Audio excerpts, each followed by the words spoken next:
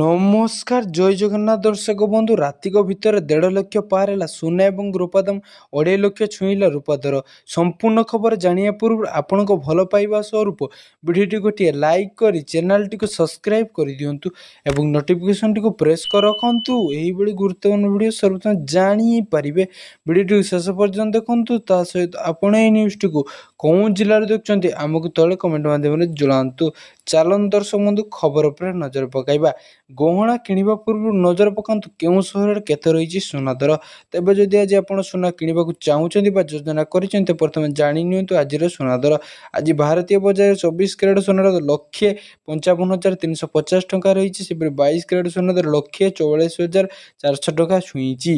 ସେହିପରି ରାଜଧାନୀ ଭୁବନେଶ୍ୱରରେ 24 କ୍ୟାରେଟ ସୁନା ମୂଲ୍ୟ 10 ଗ୍ରାମ ପିଛା 1,55,350 ଟଙ୍କା ରହିଥିବା ବେଳେ 22 କ୍ୟାରେଟ ସୁନାର ମୂଲ୍ୟ 1,42,400 ଟଙ୍କାକୁ ପହଞ୍ଚିଛି।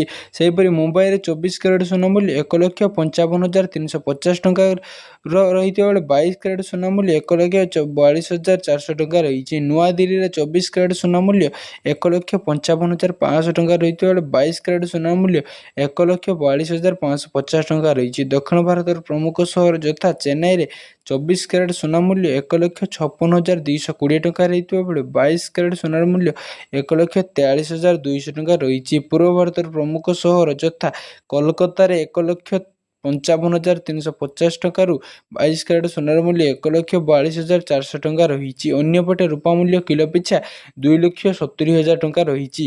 କେମିତି ଜାଣିବେ ସୁନାର ଶୁଦ୍ଧତା ଜାଣନ୍ତୁ। ଯଦି ଆପଣ ସୁନାର ଶୁଦ୍ଧତା ଯାଞ୍ଚ କରିବାକୁ ଚାହୁଁଛନ୍ତି, ତେବେ ଆପଣ ବିସ୍କେୟାର ଆପ୍ରେ ଯାଞ୍ଚ କରିପାରିବେ। ସୁନା ଲାଇସେନ୍ସ ନମ୍ବର, ହଲମାର୍କ କିମ୍ବା ପଞ୍ଜୀକରଣ ସଂଖ୍ୟା ଭୁଲ ଥିଲେ ଆପଣ ସିଧାସଳଖ ସରକାରଙ୍କ ନିକଟରେ ଅଭିଯୋଗ କରିପାରିବେ।